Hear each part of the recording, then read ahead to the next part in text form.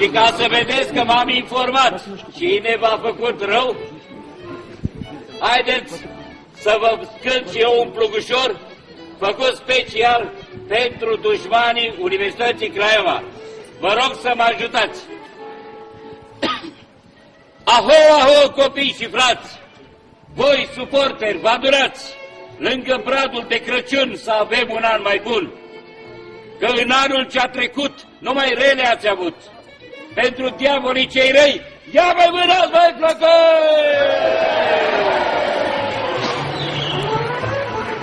Primul ne-a lovit în mir, diavolul de Dragomir.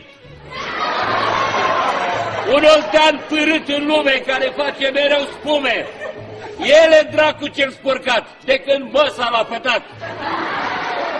Un nenorocit el e, că s-a dus la LPF, ca jigonie penală să distrugă tot în țară. Ia mai mânați, mai flăcăi! Ăsta doar pe rău e pus. 3 echipe a distrus. Una e echipa noastră, care răsărise glastră, ce scotea în orice zi zeci de talentați copii. Din Craiova i-a luat ca să-i scoată la mezat. Ne-a băgat pe toți în boală să-și mai ia un cazan cu zvoală. Ia mai mânați, mai flăcăi! Și s-a luat apoi la trântă cu Timișoara cea sfântă, pe care a băgat-o în B, doar de-al dracu care e. Buhăit, plin de venin, l-a lovit și pe Dobrin. 3 echipe a terminat. Dracul ăsta împielițat. Și dacă la ușa sa DNA-ul nu bătea, bulbucatul ar fi vrut să distrugă și mai mult. Cu cătușe zângănind, ia să-i mai urăm un pic. Eee! Fratele lui Dragomir, Scaraoschi din Clondir, este unul, Sandu Mircea, care s-a întors aici dintre morți ca să mai facă o prostie neamănească. El Craiova a urât de când măsa l-a făcut. Fotbalistul de un ban ne-a fost mereu un dușman. Și când moartea se arătase cu pițurcă 6-6, s-a înălțat pe metereze Craiova să o desfințeze. Cu un pic de citostat. Ia mai puneți din urat, bă!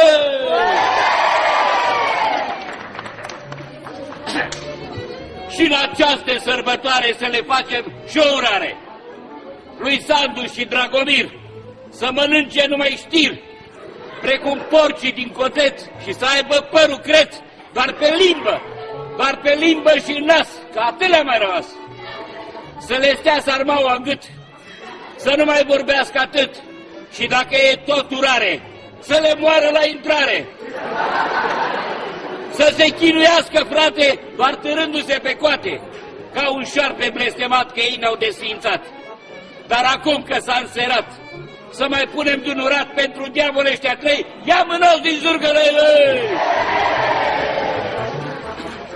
Să auziți cum bat la ușe procurorii cu cătușe, să vă facă la mâini bube când urcați cu toții dube, să vă duce la Jilava să vă beți încet o travă, să vă treacă de neochi doar cu un somor de popi. Am face la cealaltă.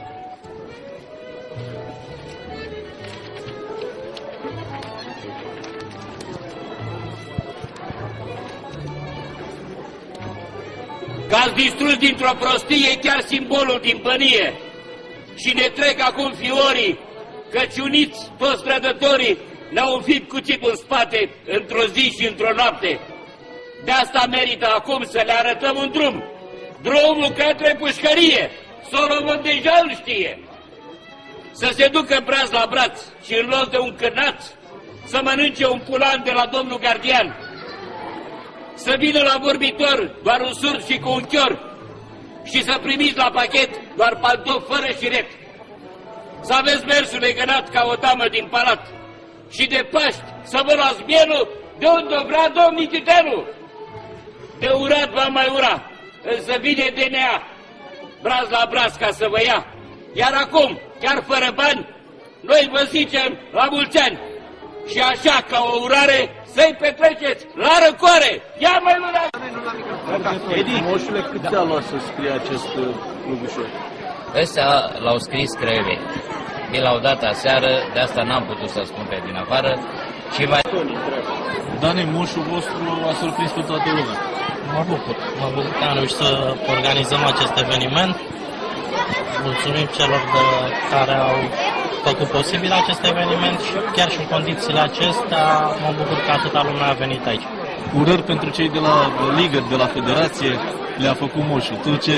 Aceleași urări? Am văzut un colind în spiritul Crăciunului. Le doresc multă sănătate tuturor. Și la anul? A surprins pe toată lumea cu mesajul moșului. Da, e, ce să zic, e părerea moșului, gând la gând cu toți oltenii din România și cu toți suporterii, de fapt, a Universității Craiova pentru ceea ce s-a întâmplat cu clubul nostru și în cel mai greu an din istorie. Nimeni nu se aștepta pentru ceea ce s-a întâmplat cu clubul nostru și clubul nostru și în clubul nostru și în clubul nostru și în tradiție că cine taie tortul pleacă de la Craiova. Anul ăsta cine îl taie? Păi eu aș zice să-l tai. Copii, înainte de a tăia tortul, ați primit cadourile.